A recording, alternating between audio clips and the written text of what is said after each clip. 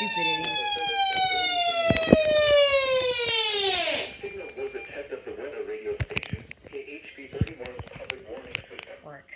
During potentially dangerous weather situations, specially built receivers can be automatically activated by the signal to warn of the impending hazard.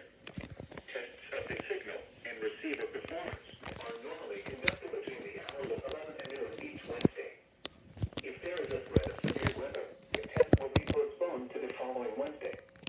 To provide the most consistent and dependable warning service possible, the warning alarm will be activated for hazardous watches and warnings for the following counties in southeast North Carolina: Bladen, Brunswick, Columbus, Pender, and New Hanover. This has been a test of the NOAA Weather Radio public warning alarm system. We now return you to the normal program schedule.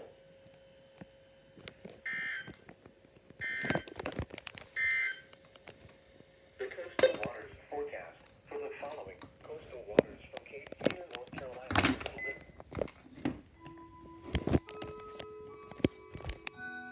Were they really in time? You had one of them.